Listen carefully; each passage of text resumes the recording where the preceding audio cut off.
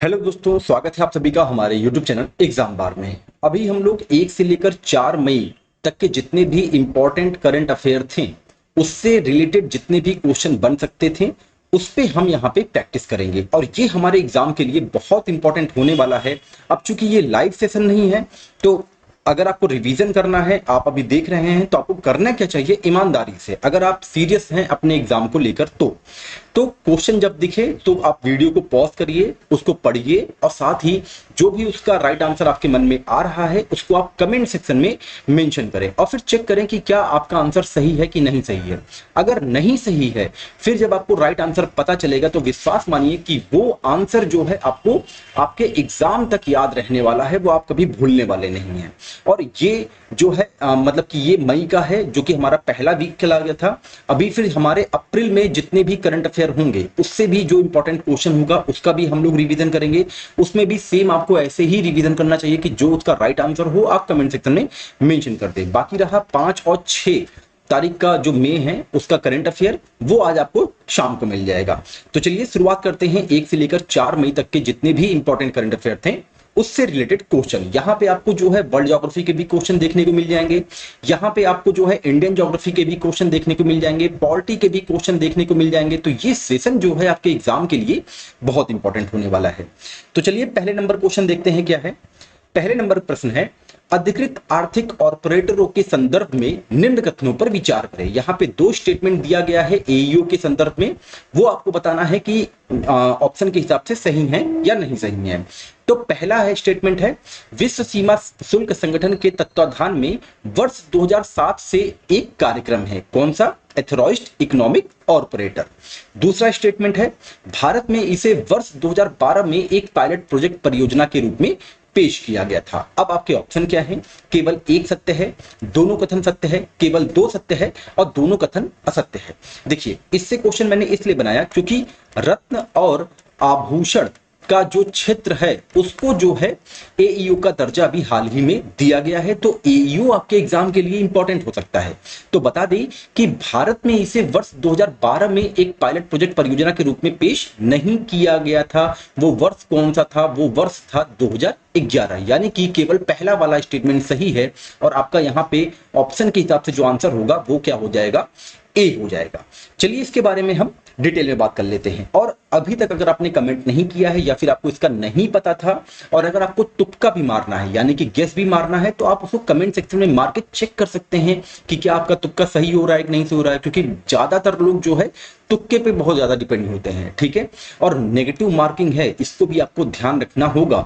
तो अगर प्रश्न आ रहा है आपको, प्रश्न आप जो है पॉज कर दीजिए वीडियो को और उसका कमेंट सेक्शन में जरूर आंसर करें, क्योंकि यही एक बहुत अच्छा तरीका होता है रिवीजन करने का। आइए एईओ के बारे में थोड़ा सा डिटेल में जान लेते हैं कि ये न्यूज में क्यों बना था। तो ये न्यूज में इसलिए बना था क्योंकि वित्त मंत्रालय ने व्यापार करने में आसानी बढ़ाने और के लिए रत्न और आभूषण क्षेत्र को अधिकृत आर्थिक ऑपरेटर यानी कि एथोराइज्ड इकोनॉमिक ऑपरेटर का दर्जा दिया है। साथ ही ये भी जानते रहिए कि एशियन स्टार जो है ये पहला उद्योग बन गया है जो कि इसका प्राप्त करता है, ठीक है। अब इसके बारे में जान लेते हैं। तो बता दें कि अथॉराइज्ड इकोनॉमिक ऑपरेटर विश्व सीमा शुल्क संगठन के तत्वाधान में एक कार्यक्रम है जो वर्ष 2007 से शुरू हुआ था, जो कि वैश्विक व्यापार को सुरक्षित और सुविधाजनक बनाने हेतु मानकों का एक सुरक्षित ढांचा प्रदान करता है। इसका उद्देश्य अंतरराष्ट्रीय आपूर्ति श्रृंखला को सुरक्षा को बढ़ाना और माल की आवाजाही को सुविधाजनक बनाना है।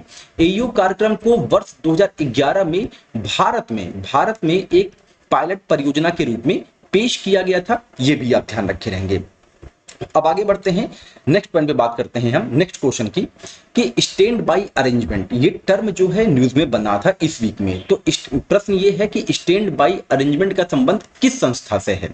Standby arrangement is related to which organisation. आपके ऑप्शन है वर्ल्ड बैंक, IMF, WTO या फिर ADB। तो जो आपका राइट आंसर है वो है IMF। अच्छा, अब ये स्टैंड बाय अरेंजमेंट न्यूज में क्यों था?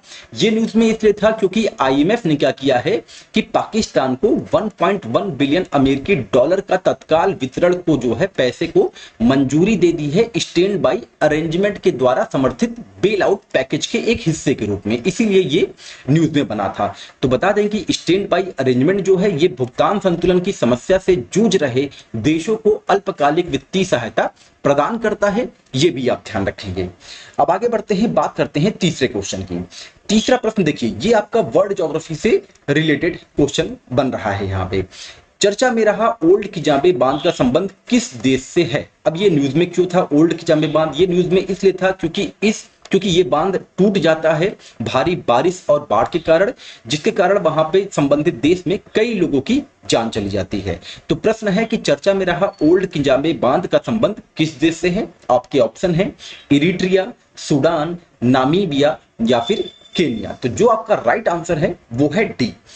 केनिया के रिफ्ट वैली में एक शहर के पास ओल्ड किजाबे बांध के टूटने से देश में भारी बारिश और बाढ़ के कारण कई लोगों की मौत हो जाती है। अब जब केनिया का यहाँ पे बात हो रही है तो इसको हम मैप में भी देख लेते हैं। ये आपका केनिया है। केनिया के नॉर्थ में कौन सा देश है? इथियोपिया। केनिया के ईस्ट में कौन सा देश है? सोमालिया। इसका जो है आपका जो है दक्षिण और पूर्वी का क्षेत्र जो है ये आपका इंडियन ओशियन से सीमा साझा करता है, ये भी आप ध्यान रखेंगे। तंजानिया जो है इसके दक्षिण से सीमा साझा करता है और युगांडा इसके पश्चिम से सीमा साझा करता है और पश्चिम और उत्तर की ओर सूडान स्थित है, ये भी आप ध्यान रखेंगे। और संबंधित देशों के आपको जो है राजधानियां भी पता होनी चाहिए। देखिए होता क्या है कि जो भी देश जो करंट में बनी होती है उसी से रिलेटेड जो है एग्जाम में ज्योग्राफी से क्वेश्चन ज्यादातर जनरेट होते हैं, ये आप ध्यान रखेंगे। केनिया में ही जो है आपका रेक रुडोल्फ है, ये आप ध्यान रखेंगे और इसका थोड़ा सा पार्ट जो है आपका इथियोपिया से भी टच करता है। वहीं लेक विक्टोरिया की बात आएगी तो ये युगांडा, केनिया और तंजानिया के साथ जो है सीमा साझा करता है, ये आप ध्यान रखें। नेक्स्ट क्वेश्चन की ओर बढ़ते हैं, चौथे नंबर की ओर। ये आपका प्रतिभूति अपीली न्यायाधिकरण से संबंधित है क्योंकि ये न्यूज में बना हुआ था। तो क्वेश्चन है प्रतिभूति अपीली न्यायाधिकरण यानी कि सैट के संदर्भ में निम्न कथनों पर विचार करें। पहला स्टेटमेंट है इसकी स्थापना 1992 में भारतीय प्रतिभूति विनिमय बोर्ड अधिनियम 1992 के प्रावधान के तहत की गई थी। दूसरा स्टेटमेंट है सैट के फैसले को उच्चतम या उच्च न्यायालय में चुनौती दी जा सकती है। ये दो स्टेटमेंट है, आपके ऑप्शन है केवल दो सत्य है, दोनों कथन असत्य है, केवल एक सत्य है और दोनों कथन सत्य है। तो यहां पे आपको एक चीज मैं बता दूं कि जो सैट का फैसला होता है प्रतिभूति अपीली न्यायाधिकरण, इसके जो भी फैसले होते हैं वो केवल उच्चतम न्यायालय में उसको चुनौती दी जा सकती है, उच्च न्यायालय में नहीं। यानी कि दूसरा वाला स्टेटमेंट यहाँ पे गलत है। तो आपका जो राइट आंसर होगा वो होगा सी। केवल पहला वाला स्टेटमेंट सही है कि इसकी स्थापना जो है 1992 में की गई थी। अब इसके बारे में थोड़ा सा डिटेल में बात कर लेते हैं। प्रतिभूति अपीली न्यायाधिकरण एक वैधानिक निकाय है, ये भी आप ध्यान रखेंगे कि ये वैधानिक निकाय है, ये भी स्टेटमेंट बन सकता है, जिसकी स्थापना 1992 में भारतीय प्रतिभूति विनिमय बोर्ड अधिनियम 1992 के प्रावधानों के तहत की गई थी। अब सैट में एक पीठासीन अधिकारी और अन्य न्यायिक तकनीकी सदस्य होते हैं। ये न्यूज में क्यों आया था? ये सैट न्यूज में इसलिए बना था क्योंकि न्यायमूर्ति जो कि सेवानिवृत्त हैं दिनेश कुमार ने प्रतिभूति अपीली न्यायाधिकरण के पीठासीन अधिकारी के रूप में कार्यभार संभाला था, इसलिए सैट जो है न्यूज में बना था।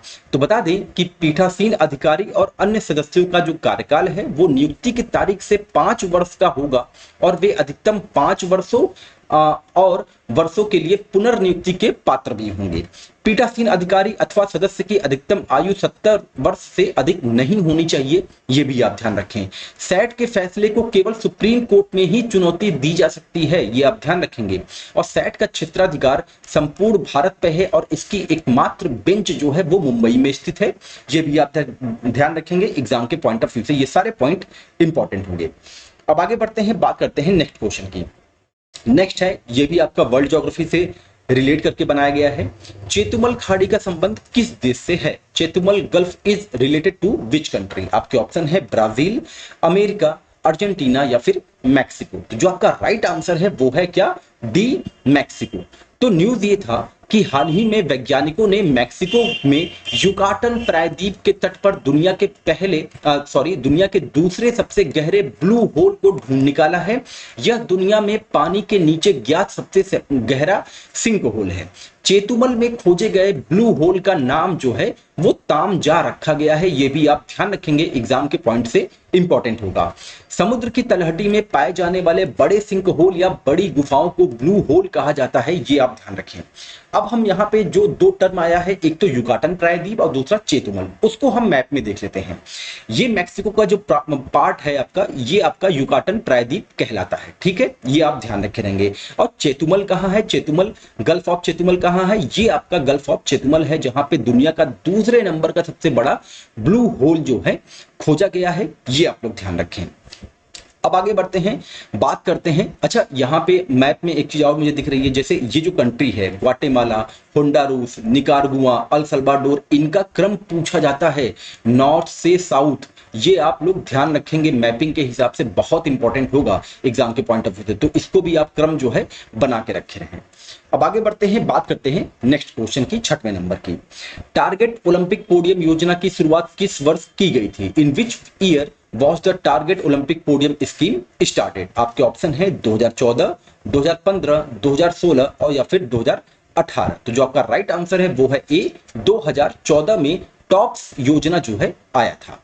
तो ये अब न्यूज में क्यों बना हुआ था? न्यूज इसलिए था क्योंकि हाल ही में पूर्व की विश्व नंबर 1 की तीरंदाज दीपिका कुमारी को पेरिस खेलों से पहले, पेरिस में जो ओलंपिक होने वाला है उससे पहले, टारगेट ओलंपिक पोडियम स्कीम के कोर ग्रुप में फिर से शामिल कर लिया गया है। इनको हटा दिया गया था कुछ समय के लिए, लेकिन अब जो है दीपिका कुमारी को फिर से टॉप्स में शामिल कर लिया गया है, इसीलिए टॉप्स जो है न्यूज में बना हुआ था।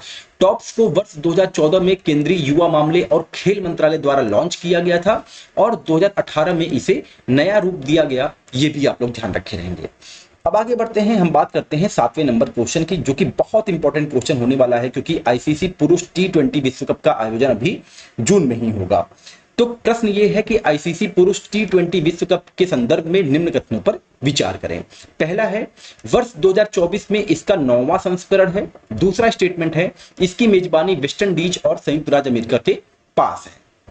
तो यहां पे क्या है, यहां पे दोनों स्टेटमेंट आपका सही है, यानी कि आपका जो राइट आंसर होगा वो डी हो जाएगा।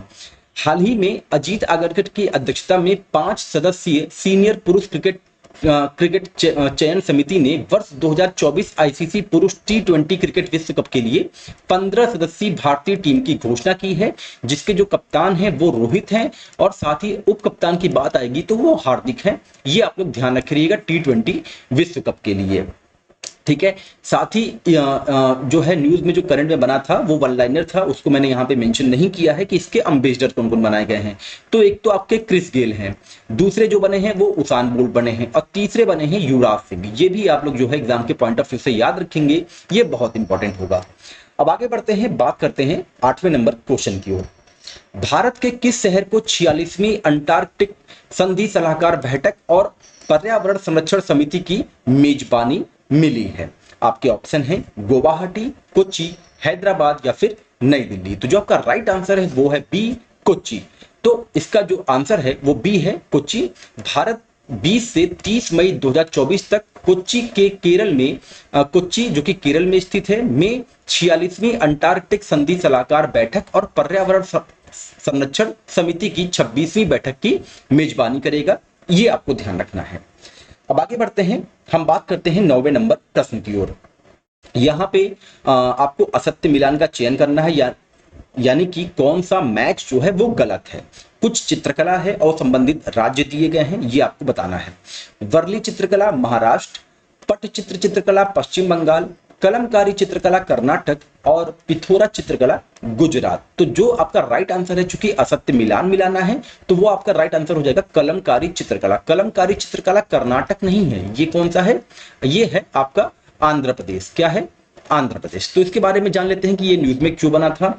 ये न्यूज में इसलिए बना था क्योंकि पश्चिम बंगाल के नवागांव की पहली पीढ़ी की महिला पट्टचित्र कलाकार अपना काम ऑनलाइन बेच रही है और दुनिया भर में उसकी पहचान हो रही है, ये बहुत ज्यादा वायरल हो गई थी। तो पट्टचित्र चित्रकला न्यूज में बना था, तो यहाँ पे ये विचार किया गया कि क्यों ना चित्रकला से रिलेटेड कुछ क्वेश्चन जनरेट कर दिए जाए। तो अन्य जो राज्यों में कुछ संबंधित चित्रकला है उसको लेकर एक क्वेश्चन जनरेट कर दिया गया था, जिसमें आपको ध्यान रखना है कि कलमकारी चित्रकला का संबंध कहां से है।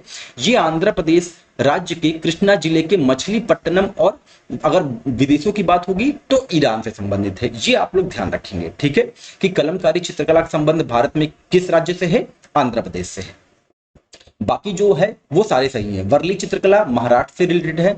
पट्टचित्र चित्रकला ये पश्चिम बंगाल और कहीं कहीं आपको उड़ीसा भी दिखाई दे जाएगा, लेकिन आपको जो है ऑप्शन के हिसाब से चलना है ना, न कि जो आपने याद किया है उसके हिसाब से चलना है। पिथोरा चित्रकला जो है वो जो है गुजरात से रिलेटेड है। अब आगे बढ़ते हैं, बात करते हैं 10वें नंबर प्रश्न की ओर।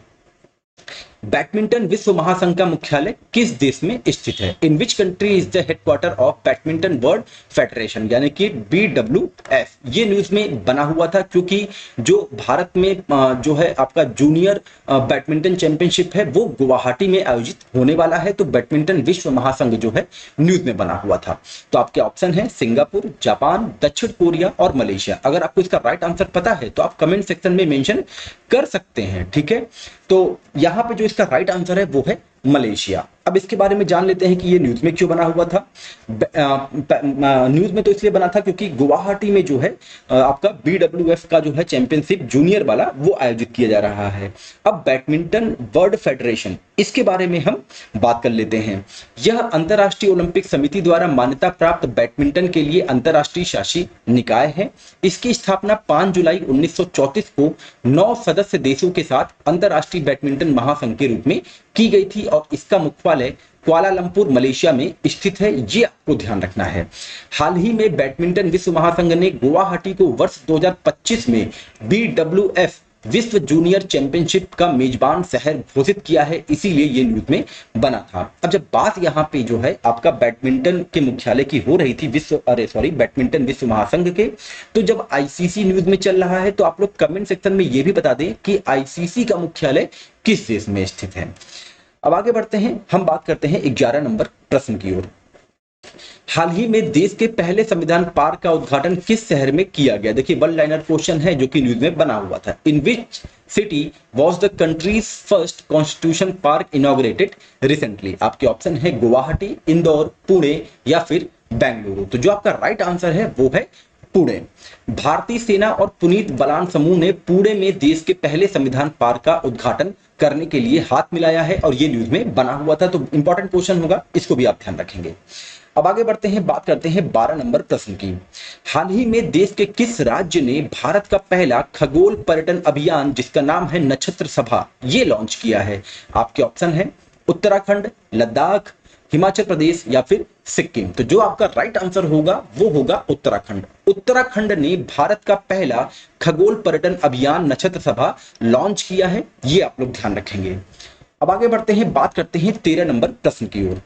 टीकाकरण पर विस्तारित कार्यक्रम यानी कि एक्सपेंडेड प्रोग्राम ऑन इम्यूनाइजेशन की शुरुआत किस वर्ष हुई थी? अब ये न्यूज में बना हुआ था क्योंकि वर्ष 2024 में जो है expanded programme of on immunisation ये इसकी 25वीं वर्षगांठ बनी है। तो मैंने कई बार मेंशन किया है जहां कहीं पे भी 50वां वर्षगांठ या फिर 25वीं वर्षगांठ या फिर 100वीं वर्षगांठ ऐसी चीजें आती हैं तो वो आपके एग्जाम के लिए इंपॉर्टेंट हो जाती हैं, ठीक है। तो आपके ऑप्शन है वर्ष 1972, वर्ष 1974, वर्ष 1976 और वर्ष 1978। अब हिंट तो मैं दे ही दिया हूं, तो जो इसका राइट आंसर हो जाएगा वो हो जाएगा बी। अब इसके बारे में हम डिटेल में बात कर लेते हैं। वर्ष 2024 विश्व स्वास्थ्य संगठन द्वारा 1974 में टीकाकरण पर विस्तारित कार्यक्रम यानी कि EPI की शुरुआत की 50वीं वर्षगांठ है। चेचक उन्मूलन प्रयास की गति को आगे बढ़ाते हुए 1974 में टीकाकरण पर विस्तारित कार्यक्रम शुरू किया गया था, जिससे यह सुनिश्चित किया जा सके कि सभी देशों में सभी बच्चों को जीवन रक्षक टीकों से लाभ मिलेगा। भारत में 1978 में EPI के हिस्से के रूप में इसको लॉन्च किया गया था और 1985 में इसका नाम बदलकर UIP यानी कि यूनिवर्सल इम्यूनाइजेशन प्रोग्राम कर दिया गया। ये लाइन बहुत इंपॉर्टेंट है, ये आप ध्यान रखेंगे कि 1985 में UIP बना था, यूनिवर्सल इम्यूनाइजेशन प्रोग्राम, ठीक है। अब आगे बढ़ते हैं, बात करते हैं नेक्स्ट क्वेश्चन की जो कि 14 नंबर का है। देश व उनकी राजधानी के संदर्भ में असत्य मिलान का चयन करना है। यहाँ फिर कुछ कंट्री हैं जो कि न्यूज में बने हुए थे 1 से 4 मई के बीच में, उसमें आपको बताना है कि किसकी राजधानी गलत है। आपके ऑप्शन है Eritrea, Asmara, Botswana, Gaborone, Colombia, Bogota और वेनेजुएला जॉर्जटाउन। तो जो आपका राइट आंसर होगा ना वो आपका डी हो जाएगा। क्यों? क्योंकि वेनेजुएला की राजधानी जॉर्जटाउन नहीं है। वेनेजुएला की राजधानी क्या है? कराकस है। और जॉर्जटाउन जो है वो गुयाना की राजधानी है, जो कि दक्षिणी अमेरिकी एक देश है। ये आप लोग ध्यान रखेंगे। ठीक है, अब आगे बढ़ते हैं, बात करते हैं नेक्स्ट क्वेश्चन की, जो कि है 15 नंबर का क्वेश्चन। प्रोजेक्ट ईशान के अंतर्गत भारत अपने 4 उड़ान सूचना क्षेत्रों को हवाई यातायात प्रबंध को सुसंगत बनाने के लिए किस शहर में स्थानांतरित करने की योजना बना रहा है? ये आपका प्रश्न है। आपके ऑप्शन है पुणे, हैदराबाद, नागपुर या फिर उज्जैन। तो जो आपका राइट आंसर है वो क्या है? सी, नागपुर। तो इसके बारे में अब हम डिटेल में बात कर लेते हैं। भारत ने प्रोजेक्ट ईशान, ईशान यानी कि Indian signal sky harmonised air traffic management के तहत पूरे देश में फैले अपने 4 हवाई क्षेत्र, और वो क्षेत्र कौन कौन से थे? दिल्ली का था, बंबई का था, मद्रास यानी कि चेन्नई का था और कोलकाता का था। 4 हवाई क्षेत्रों में को एक में एकीकृत करने की प्रक्रिया शुरू कर दी है। भारत ने अपने 4 उड़ान सूचना क्षेत्रों को नागपुर में एक सतत हवाई क्षेत्र में एकीकृत करने और नागपुर से हवाई यातायात प्रबंधन को सुसंगत बनाने के लिए एक बड़े कदम की योजना बना रहा है। तो ये आप ध्यान रखेंगे, एग्जाम के पॉइंट ऑफ व्यू से इंपॉर्टेंट होगा। और साथ ही ये भी ध्यान रखें कि प्रोजेक्ट ईशान का संबंध किससे है? एयर ट्रैफिक से है। इसको भी आप लोग ध्यान रखेंगे। अब आगे बढ़ते हैं, बात करते हैं नेक्स्ट क्वेश्चन की, जो कि 16 नंबर का है। हाल ही में किस देश के बल्लेबाज डोवेन थॉमस पर आईसीसी ने मैच फिक्सिंग के लिए 5 साल का प्रतिबंध लगा दिया है? Recently which country batsman Devon Thomas was banned by ICC for 5 year for match fixing? आपके ऑप्शन है इंग्लैंड, वेस्ट इंडीज, दक्षिण अफ्रीका या फिर ऑस्ट्रेलिया। तो जो आपका राइट आंसर है वो है क्या? B, West Indies. West Indies के बल्लेबाज डोवेन थॉमस पर आईसीसी ने मैच फिक्सिंग के लिए 5 साल का प्रतिबंध लगा दिया है। इसको आप लोग ध्यान रखेंगे। अब आगे बढ़ते हैं, हम बात करते हैं नेक्स्ट क्वेश्चन की। निम्नलिखित द्वीपीय देश में कौन सा एक पोलिनेशिया का भाग है? Which one of the following island countries is a part of Polynesia? आपके ऑप्शन है सोलोमन द्वीप, वानातू द्वीप, तुवालू द्वीप और फिजी द्वीप। अगर आपको इसका राइट आंसर पता है तो आप कमेंट सेक्शन में जरूर मेंशन करें, क्योंकि ये सारे जो द्वीपीय देश हैं वो आपके एग्जाम के लिए बहुत इंपॉर्टेंट है। फिलहाल जो इसका राइट आंसर है वो आपका राइट आंसर है तुवालू द्वीप। तुवालू द्वीप का संबंध जो है पोलिनेशिया से है। ये ओशनिया का एक पार्ट है। माइक्रोनेशिया, मेलेनेशिया, ऑस्ट्रेलेशिया और पोलिनेशिया, ये सब ओशनिया के पार्ट हैं। अब यहाँ पे जो तुवालू है ना, ये तुवालू जो है केवल एक पोलिनेशिया से है। बाकी जो सोलोमन द्वीप है, वानातू है और फिजी है, ये जो है मेलेनेशिया के पार्ट है। ये आप लोग देखेंगे। सोलोमन आइसलैंड ये न्यूज में बना हुआ था, क्योंकि यहाँ पे रिसेंटली जो है चीनी समर्थक व्यक्ति को प्रधानमंत्री नियुक्त किया गया। वानातू भी जो है ये आपका मेलेनेशिया का पार्ट है। ये भी आप लोग ध्यान रखेंगे। न्यू कैलेडोनिया भी ये आपका मेलेनेशिया का पार्ट है। और मैं इस क्वेश्चन को इसलिए बनाया हूं क्योंकि एक ग्रुप है जो मैं कई बार रिपीट करता हूं, फिपिक ग्रुप जो है लगातार चर्चा में रहा था 2023 में, क्योंकि भारत वहां पे वित्तीय सहायता प्रदान कर रहा था। ये छोटे छोटे द्वीप हैं, इनका आप जो है नॉर्थ से साउथ और ईस्ट से वेस्ट या फिर वेस्ट से ईस्ट वाला क्रम जो है लगाकर अपने दीवार पे चस्पा कर लीजिए। क्वेश्चन ये बन सकता है, बहुत ही इंपॉर्टेंट होगा। फिर आपको लगेगा कि यार ये क्वेश्चन कहां से पूछ लिया। और ये छोटे छोटे देश है ना, जैसे नौरू हो गया, तुवालू हो गया, वानातू हो गया, फिजी हो गया, ये सब लगातार जो है न्यूज में बने रहते हैं। साथ में यहाँ पे जो है 9 एक द्वीपीय देश है, इसको भी आप लोग ध्यान रखे रहेंगे। और इनका क्रम जो है ये आप लोग लगा के जहां पे भी पढ़ते हैं वहां पे आप लोग उसको चस्पा कर लीजिए, एग्जाम के पॉइंट ऑफ व्यू से इंपॉर्टेंट होंगे। अब आगे बढ़ते हैं, हम बात करते हैं 18 नंबर क्वेश्चन की। चर्चा में रहा सक्साम घाटी का संबंध किससे है? Recently in news Shaksgam valley is related to. यहाँ पे सक्साम घाटी जो है ये न्यूज में था। तो अब जो है आपको बताना है कि इसका संबंध जो है किस क्षेत्र से है। आपका ऑप्शन है अक्साई चीन, पीओके, अरुणाचल प्रदेश या फिर लद्दाख। तो जो आपका राइट आंसर है वो है बी आपका राइट आंसर है। न्यूज में इसलिए था कि भारत ने सक्साम घाटी में बुनियादी ढांचे के विकास को लेकर चीन के समक्ष विरोध दर्ज कराया है। सक्साम घाटी रणनीतिक रूप से महत्वपूर्ण क्षेत्र है जो पाकिस्तान के कब्जे वाले कश्मीर, जिसे हम पीओके बोलते हैं, का एक हिस्सा है। इसीलिए सक्सान घाटी जो है वो आपके एग्जाम के लिए इंपॉर्टेंट हो जाएगा, क्योंकि ये रिसेंटली अभी न्यूज में था। इसको अब हम मैप में देख लेते हैं। ये रहा आपका सक्सान घाटी जो आप देख रहे हैं, मतलब कि ग्लेशियर जो आपका सियाचिन ग्लेशियर है, सियाचिन ग्लेशियर के उत्तर में आपका सक्सान घाटी है। ठीक है, ये आप लोग ध्यान रखेंगे, एग्जाम के पॉइंट ऑफ व्यू से ये बहुत इंपॉर्टेंट होगा। अब आगे बढ़ते हैं, हम बात करते हैं 19 नंबर प्रश्न की।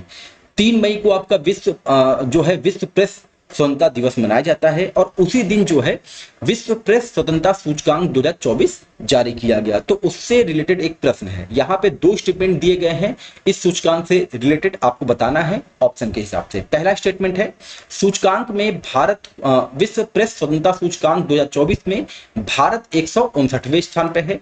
दूसरा स्टेटमेंट है, 180 देशों के सूचकांक में सीरिया को अंतिम स्थान दिया गया है। आपके ऑप्शन है, दोनों कथन असत्य है, दोनों कथन सत्य है, केवल 2 असत्य है, केवल 1 असत्य है। देखिए, एग्जामिनेशन हॉल में आपको ऑप्शन भी बहुत ध्यान से पढ़ना होगा। यहाँ पे अगर आप ध्यान देंगे कि यहाँ के 3 ऑप्शन में असत्य असत्य असत्य मैंने यहाँ पे मेंशन किया हुआ है, तो यहाँ पे भी कंफ्यूजन होता है। तो इसलिए एग्जामिनेशन हॉल में आपको ऑप्शन भी बहुत ही गौरपूर्वक पढ़ना चाहिए। तो आपको बता दें कि 180 देशों के सूचकांक में सीरिया को अंतिम स्थान नहीं मिला है। किसे मिला है? इरिट्रिया को मिला हुआ है। ठीक है, जो कि आपका अफ्रीकी कंटिनेंट से संबंधित है। तो यहाँ पे आपका जो है केवल दूसरा वाला स्टेटमेंट गलत होगा और पहला वाला स्टेटमेंट जो है वो सही है। तो यहाँ पे आपका ऑप्शन सी हो जाएगा।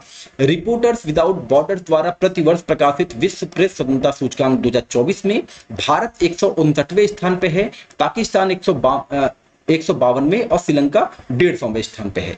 पिछले साल की बात होगी 2023 की, तो भारत की रैंकिंग जो है 180 देशों के सूचकांक में 161 थी, और सूचकांक में सीरिया को अंतिम स्थान मिला था पिछले वर्ष। इस वर्ष जो है इरिट्रिया को मिला हुआ है, ये आप लोग ध्यान रखे रहेंगे। अब आगे बढ़ते हैं, बात करते हैं 20वें नंबर प्रश्न की। हाल ही में ग्रीन ऑस्कर 2024 पुरस्कार से किसे सम्मानित किया गया? Who was recently honored with the Green Oscar 2024 award? आपके ऑप्शन है डॉक्टर पूर्णिमा देवी बर्मन, डॉक्टर निर्मला देवी बर्मन, डॉक्टर शीतल देवी बर्मन और डॉक्टर विनीता देवी बर्मन। तो जो आपका राइट आंसर हो जाएगा वो हो जाएगा ए, डॉक्टर पूर्णिमा देवी बर्मन। इनको जो है ग्रीन ऑस्कर पुरस्कार 2024 से सम्मानित किया गया है, जिसे हम व्हीटली पुरस्कार भी कहते हैं। बता दें कि असम की वन्य जीव विज्ञानी डॉक्टर पूर्णिमा देवी बर्मन को दूसरी बार व्हीटली गोल्ड पुरस्कार, जिसे ग्रीन ऑस्कर के नाम से जाना जाता है, उनको ये जो है इस पुरस्कार से सम्मानित किया गया है। और उन्हें लुप्तप्राय पक्षी ग्रेटर एडजुटेंट स्टार्क, जिसे असमिया भाषा में हरगिला पक्षी कहते हैं, के संरक्षण और उसके आर्द्रभूमि आवास संरक्षण प्रयास के लिए सम्मानित किया है। ये आप ध्यान रखेंगे। तो यहाँ पे आपने 1 से लेकर 4 मई तक के जितने भी इंपॉर्टेंट क्वेश्चन थे, मैंने जो है 20 क्वेश्चन जनरेट किए थे, वो आप लोगों ने यहाँ पे रिवीजन कर लिया है। और कमेंट करने का मैंने एक तरीका बताया था कि अगर आपको रिवीजन करना था तो आप वीडियो को पॉज करते, फिर उसका आप राइट आंसर कमेंट सेक्शन में मेंशन करते। अब रही बात 5 और 6 मई के करंट अफेयर की, तो वो आपको आज जो है शाम को उपलब्ध हो जाएगा। और अगर ये क्वेश्चन आपको एग्जाम के पॉइंट ऑफ व्यू से इंपॉर्टेंट लगे हैं तो आप हमारे चैनल को अपने दोस्तों के बीच में जरूर शेयर किया करिए, और थोड़ा सा अपने जो है जो आपका लक्ष्य है, जो आपका टारगेट है कि एग्जाम को क्रैक करना और अपनी एक जॉब फिक्स कर लेना, ठीक है, तो उसके लिए थोड़ा सा सीरियस हो जाइए, पढ़ाई शुरू कर दीजिए। अब एग्जाम की डेट कब है कब नहीं है ये आयोग के ऊपर छोड़ दीजिए।